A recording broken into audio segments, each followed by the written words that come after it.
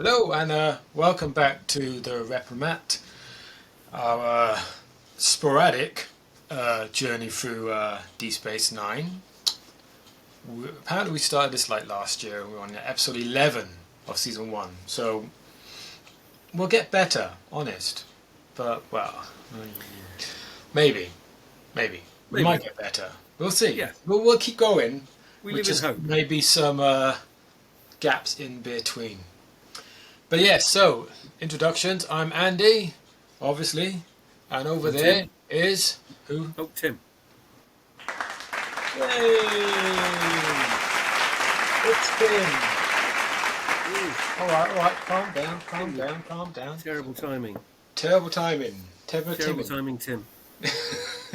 Okay, so yes, we've just watched episode 11 of season 1. Battle Lines. Obviously, as per, I've seen this a few times over the years. Tim has now watched it once.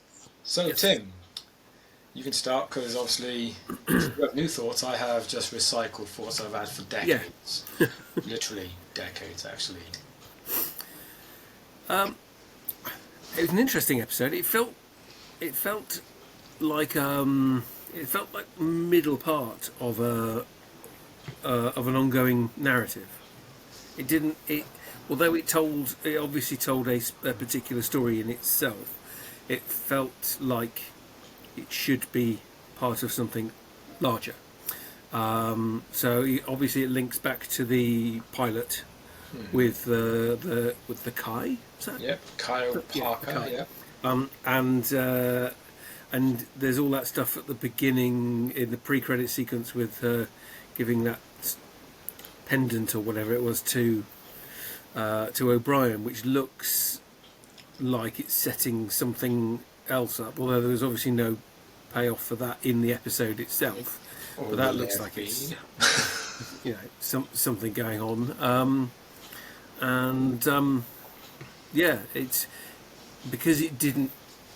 It kind of started with everyone sort of happily settled there on DS9. It didn't finish with everyone necessarily back there. No, there was It no like felt to me was like it? it was like a part 2 or 3 of a longer story. So I'll find out if that's actually the case as we watch more of it. But it was an interesting. It was an interesting episode. It's nice to see the wormhole used again. It's nice to actually join the crew going through it and doing something rather than just responding to whatever's coming out of the wormhole. Yeah, actually taking some initiative as opposed to someone's come through, they've got to sort out some issues, blah blah. Yeah. They bring crap with them. With this time, and the only reason they went is because Kyle Parker wanted the wanted. joyride. Yeah, basically, yeah. Yeah. So, I want to go. Yeah. So That's a good. I like that scene actually, where at the beginning, where Kai's like, Benjamin's explaining about the wormhole, and she's like, "Oh my god, I would love to go through it." And he's just like, "Oh, okay, com badge, okay, I can take a hint." yeah, Obviously, Bashir nothing couldn't due, take but yeah, nothing due to go in or come out of it. But and suddenly, oh yeah, right, yeah, sorry, okay, right now, okay, Yeah, now, right, yeah, okay. And of course, Julian can't take a hint because Julian, you love Julian. He wasn't too bad in this episode. He was better than usual. Yes, he was. He wasn't the usual pervy Julian. Exactly. He's not. Yes, he's not. Creeping. He's not tagging along because you think he's trying to lick the boots of some female member of staff or something like that. It's just he's kind of at a loose end. Yeah, he's at a loose end. I think he just wanted to hobnob with this amazing historical figure. Yes. So he could tell people one day, "Oh, I went to the Gamma Quadrant with Kyle Parker, and it was amazing, and she's so lovely and serene, and oh, she's dead." Yes. By the way. the yeah, he just. I did have a chuckle when he said, everything's fine here or whatever, or I don't have any appointments today or something like that, because I think DS9, he's presumably quite a busy station, and supposedly, I'm assuming he's not there on his own. He's obviously got a team with him and stuff. But if he's confident enough to think I can just excuse myself for the day for a joyride, that's Well, it obviously shows that in the last 11 episodes, or weeks or months or whatever it's been, he's now got the confidence of his medical team.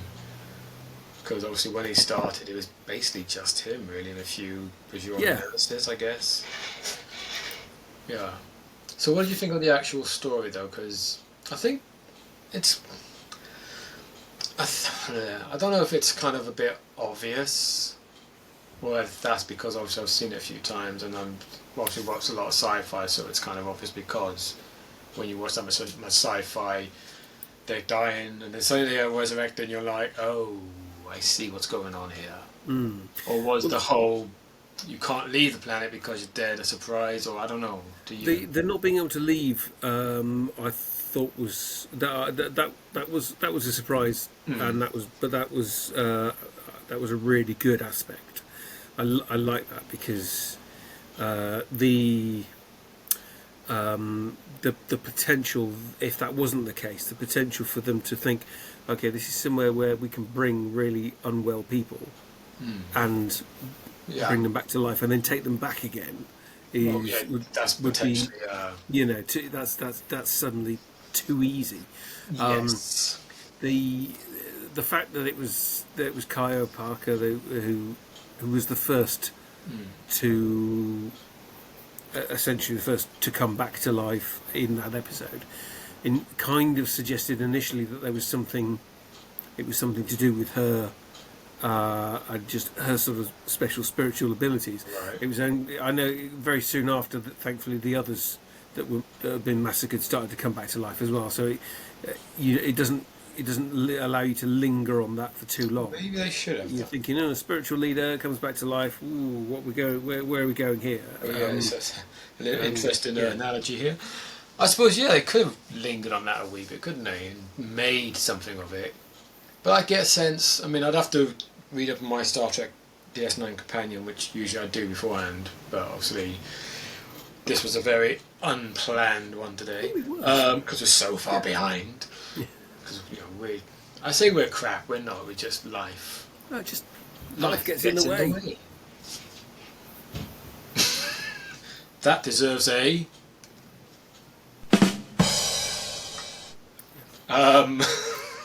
I hope these effects actually play on when I'm recording it, because that would look weird, wouldn't it? You're going to look a right knob if I don't.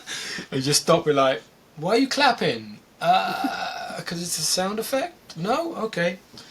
I should point out to the people watching, we're trying a new podcast platform, because what we're hoping to do for the next episode anyway, we'll see if it works, it'll either work or it won't, is we're actually going to try to do the actual reaction thing, and obviously you guys can then watch along with us, although we'll have to find a way to do it without the sound of the episode coming through on camera, because then copyright issues and YouTube would take us down.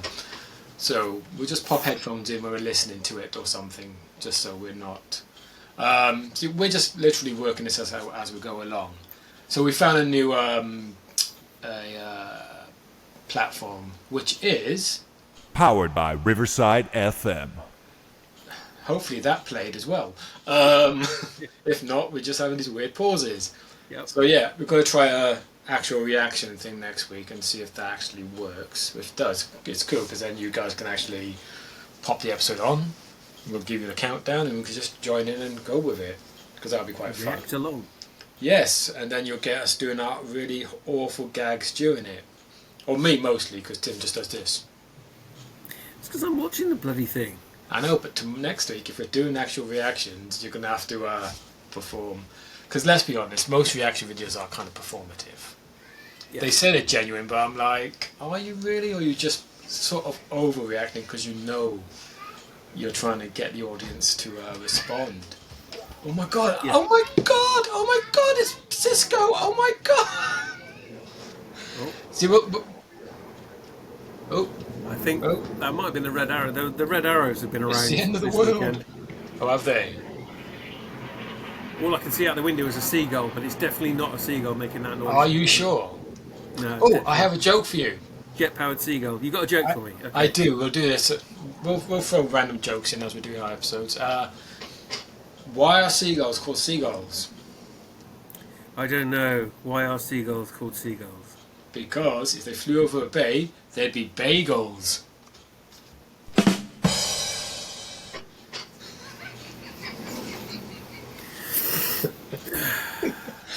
Hey, bad jokes are my thing. I have many, so this might become a regular spot during our post-reaction talk, which will basically be us just talking crap, probably. Yeah. Yeah. Okay. You weren't impressed by that one. So yes, back to the episode. Back to the episode, back to battle lines. Back to battle lines, yes. Yeah. So So I like the idea that it's the moon itself is a way to try to I don't know whether it's to try and resolve the differences or just to punish. apparently punishment. The whole point because just- what's his face said For they'd been persistent fighting for so warning. long that they were then dumped on here, and the punishment now is they can never die. Or they can never So- permanently die. So Which who, I might have missed who put them on there. Was it their own? It wasn't their own people, presumably. I believe. Well, I've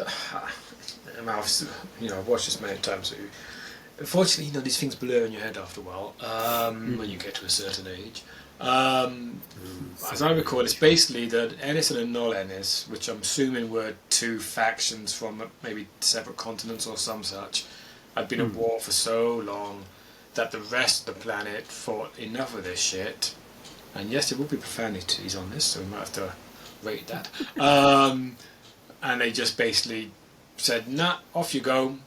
And now your punishment is, while you continue fighting all the time, since you never learn, clearly, is that you're never going to die.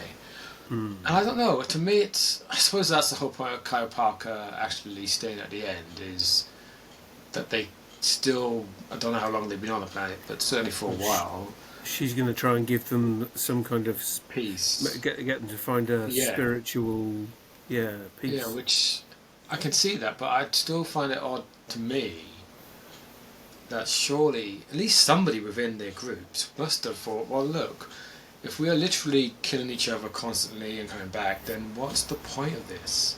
Because surely the whole point of a war is to defeat the other. Achieve some, yes. Yeah, to achieve some victory. The only thing they can achieve where they are is It's peace. just- yeah. Because all they're doing is injuring each perpetual- other. Because obviously they could be perpetual injured. death and stuff is not. Yeah.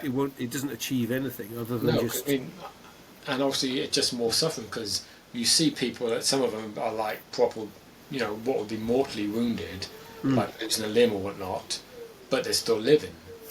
I didn't see anyone who had lost a whatnot. I saw someone who'd lost a limb, but I didn't see someone who'd lost a whatnot. You didn't look.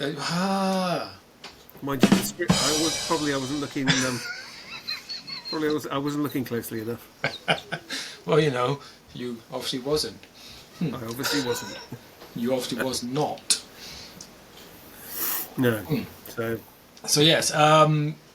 Yeah. So Yeah. that's again. It's like there's a kind of there's a message there, isn't there? There's I suppose a sociological, political message underpinning that, just basically telling people to get the hell along with each other. And, just stop with this crap because clearly war is ultimately fruitless. So I mean that's obviously the whole point of the story, is that what is achieved by war ultimately. But it was a shame to a certain extent. I think that the that nothing really changed by the Yangtze Kiang crashing there. No. Other than them leaving the Kai behind, in the hope that she will be able to do something. It's an odd one because I suppose, and I don't know if they're gonna revisit that story in future seasons, and they're not, okay. Because also it's no point. You'll forget about this one soon. She had that moment towards the end, didn't she, with Cisco, where she said, cross again. Yeah. And maybe they will, but certainly not that I recall. I mean, I can understand them doing that though, because it's good to seed things as you know, even if nothing comes of it. That at least they've I assume at least they've not closed the door at the end of it. I assume they had some kind of plan for Kai, because obviously they brought it back, so they must have had some sort of like, this is what we want to do. But clearly that changes. I don't know. Maybe it's a deliberate thing in that, because I know later on, obviously they got a new Kai now, and now there's a story you'll find soon enough. Becomes a very huge part of this show.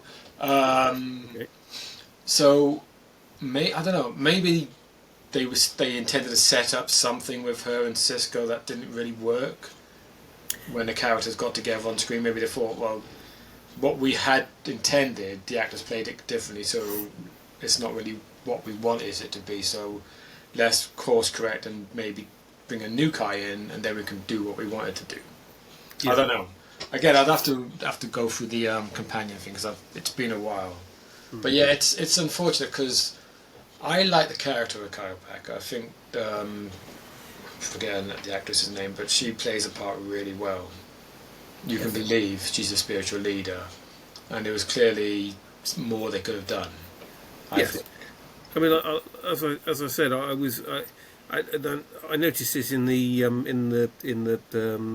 pilot as well. I was slightly distracted, and this is my fault completely. I was slightly distracted because I thought she looked a lot like the Spanish Infanta from the original Blackadder series, played by Miriam Margolyes. Oh gosh, can you imagine her? If she'd had, it's lucky she didn't have Jim Broadbent behind her translating for her as she wandered along. But yeah. That was I had to kind of just try and park that in my head, and so no, it's not too honest. Again, please. So just. But it's an interesting character, and a good portrayal, and it's nice also the effect it has on Kira, the effect her presence has on Kira, because suddenly it shifts a lot of the focus. A lot of the DS9 focus onto Kira. It's a good, strong episode. For Kira, I think gave her plenty to do, and it's I think by this point I'd mentioned in one of the previous episodes that we weren't getting a lot of Major Kira. Yeah, I mean, we had a couple in the early episodes, and then she was just a character there.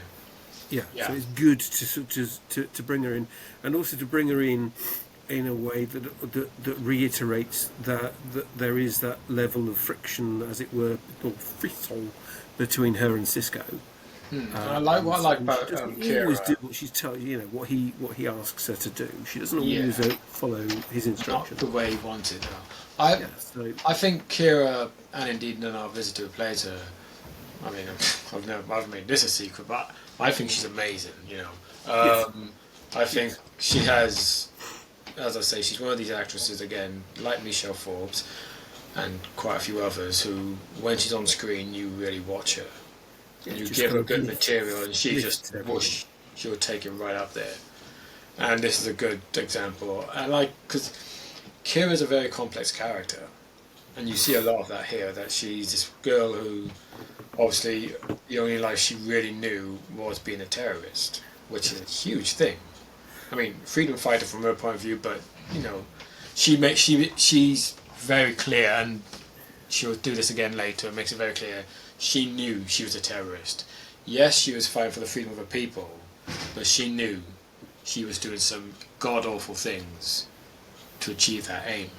And she makes no bones about it, but by the same token, like a lot of Bajorans, she's also a very deeply spiritual person, and those are, obviously very conflicting ideals. Really, the idea that you can be the spiritual person who embraces this amazing spirituality about life, edification, all this, and yet still be this woman who's just done some horrendous things to achieve that aim. And I think Nana sells it so well. I mean, as you say, I know we haven't had many Kira episodes. We had one or two early on, I think, which were more older, but Kira played a big part because of their chemistry. But this is the nice one where you really get Kira at the forefront. It's good. Yeah, it's good to see her getting more, not just screen time, quality screen time. I mean, she was in the. What's the last one we watched? It was the. How long ago? It was the game one, wasn't it? Was that really the last one? Move Along Home? That was the last one. I think that was the previous episode. 1, 2, 3. That's the one, yeah. So of course, I like that episode. She's in that. She is. She's in it because she's there. She's one of the abducted. And she's very like, what the hell is going on here? Is this what you Starfleet people deal with? Yeah. Even though she featured reasonably heavily in that, but it didn't feel like she did because she was just part of the ensemble. She didn't have anything particularly strong to kind of offer, whereas in this episode she does, and you get that immediate shift of. Well, basically as soon as it crashes, isn't it? You get it when the Kai arrives on DS9, you get that immediate sudden shift, and so it's all that. Again, and that probably comes down to Nana Visitor's performance because it means she's got a kind of a day-to-day DS9 feisty major, and she's got something. Spiritual. She's got somewhere to go when someone else from Bajor, in this instance, the spiritual leader, turns up. Yeah. So actually, she's allowed herself certain. She's got manoeuvrability within her character. I think that's true. For those I think that's true of pretty much all the main and indeed so many of the supporting cast in this series, which is why it makes it such a great series. Because like I said to you during the watching, there's a lot of this series that they probably wouldn't be able to make these days. Because, ex-terrorist being a main character. And I think Star Trek, as is often said these days, I think over-said these days sometimes, but it's not untrue that Star Trek was always quite progressive, and I think DS9 in many, many ways was probably the most progressive series they did. More so than any of the modern ones, I think, because of the time it was made in. Because they were doing stuff in some ways that had never been done, certainly within Star Trek. And the guys making this, they really thought, now with stationary, you can really push boundaries, you can really do some complex stories, not just episodes, but long-term stories and actual characters. We can, really create characters that are complex, that have very like real people are full of contradictions. Kira's, his past and her spirituality, on a surface level, should not be able to intersect, but they do in a very complex way. And I think all the characters are like that in their own ways. Although, at this point, I think, Bashir is probably not one of them. At this point. Yeah, I think you're probably right. Pretty straightforward right now. But this episode felt like it ticked all of those boxes that you've just, you've stated. And I suppose we're still in the territory of wondering, would this episode have worked as a next gen? Well, this is obviously a question I often ask, certainly in the early years of any Trek show. Does this episode, every episode really, can it be told as another Star Trek episode? If it can, then what's the point? You might as well just do Next Gen all over again. I think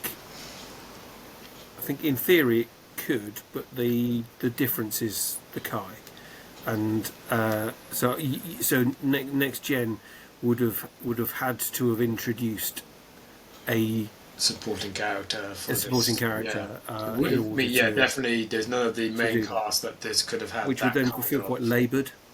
Whereas this feels like it's a it's a narrative progression of what we've already established. Yeah, if this had been next gen, then they could have done the whole planet thing. Absolutely, obviously they could have done that. But as you say, the actual impact on any character would have to be on the supporting cast, because there's no characters in next gen that have that kind of spiritual, ex-terrorist thing, and have that kind of impact that the Kai's death and resurrection and the fact that she's got to stay there obviously has a long-term impact on Kira. But in next gen there'd be no character that really could work for. So yes, I think that's often the case with any Star Trek, is that, again, I think this goes back to, we've had a discussion of what plot, what story. Plot are the incidents of the mechanics of getting from A to B to C to D and whatever. The story, certainly in my perspective, is the character. The journey they go on. So I'd say, from a plotting point of view, almost any episode of DS9, at this point anyway, could be a next gen episode, probably, with a few alterations. But the story, especially here, couldn't be a next gen thing, because obviously it's the characters, and there's no character. In fact, actually, there's only one character on next gen that it could have worked with, but she's just supporting, recurring, but ends in Rome, which of course I mentioned her before, because she was a Bajoran. She wasn't a terrorist, but she was a Starfleet officer, so obviously, but she's still quite spiritual because obviously she's Bajoran. But her relationship with her people is very different to Kira's. So I suppose they could have maybe done it, but because Ro was only a supporting cast, she turned up now and then. I think she'd done 6 episodes in all over 3 seasons, which is not a lot. Okay. I mean, it could have been more, but Michelle Forbes, being such a phenomenal actress, obviously was very busy. But again, Kira being an actual regular, and one could argue the second lead, maybe, because generally the first officers are the second lead of the Star Trek show. You probably couldn't really tell that story on Next Gen, because you need the follow through. You need it to change that character so that next episode, next time, as that character continues to evolve and change, that was a key moment that shifted her a wee bit. And so I think I always like this episode. It's one of these episodes that I kind of forget exists when I look back on DS9, because obviously you always remember the big things, but then you get to it and you're like, oh yeah, this one's actually really important. We've had a couple of episodes like that where I kind of forgotten, and then we watched it and I'm like, oh, actually this one's actually kind of bigger and more important than it appears on first watching. Yeah. I mean, later on, there's obviously, as you will know, their episodes are obviously important straight away, but the others are important in what appears to be a minor way, but long term turns out to be quite, So yeah, I like this episode. I like, because I think Kyle Pack is an interesting character. I like her interplay with Cisco. I like her interplay with Kira, and to give even Bashir props in this one. I know, difficult. He's actually quite good. Even you said he wasn't awful in this, and I think we saw a little progression for him as a character too. Yes, he wasn't annoying more than just a doctor in the same way. So yeah. I think good episode. Yeah. For me, it wasn't a standout episode. Like I said, it just feels like a series episode, part of the storyline and the characters progressing. Yeah. But I certainly didn't dislike it. So yeah. Cool. Good. The next episode is, I don't know, I didn't look. No, I didn't look. I can look right now. Yeah. I could type it up, but it's more fun to look on actual books. Ooh, actual books. I know, actual paper. What is next? Season 2? No, we're not that far yet. See, we're all very ad hoc here. But, you know, the viewers will get used to that. We don't have no scripted, pre-planned thing here at all. So you can't We literally play it by ear. Ah! Oh! I'm going to have to wipe my nose, apologies. Oh. Shall I put a clause over that so we can't hear it? Right, the next one then is... interesting. I wonder what you're going to think of this one. It's called The Storyteller. The Storyteller. And this will tell you nothing, but can you guess who's the main characters in this episode? That looks like O'Brien. Is that Bashir next to him? Yes, it is. Oh, right. Interesting. Oh, great. My two favourites. Oh, I look forward to that. Storyteller. Again, this is, as I recall, I don't think it's actually a very bad episode. Okay. You know, not to obviously prejudge it for you. Yeah, this again is one of those episodes that probably is more important than it will appear to be, purely from a character point of view. Right. So, I'm sure you will get that as you watch it. You'll be like, oh, I can see why. Maybe. All right, cool. All right, so we'll be back. I'm not going to say next week because there ain't no guarantee on that. Next time. We'll be back next time. Yeah, we're back next time with The Storyteller. As Tim knows, I'm off now for the next 8 days, not including the day. So we may squeeze another one in, or we may just do it next weekend. We'll try my best. Hopefully, we actually do a reaction one, so we can do the old reaction-y what's-its, and then just give the little ramble review at the end of it. And it won't have to be 33 minutes long because obviously we would have done most of it during the watching of. We will. And Tim will have to learn to actually speak to the camera while it's on. I know, yes. Right? What's that about? You know me, I can talk through any episode of anything, and as I've seen them all before, I can absolutely talk over them. I'm fine to do that. He does. No. Anyway. Okay, so guys, we'll see you next time. I've been Andy, and he's been Tim. Yeah. And we'll go out with a little cheer.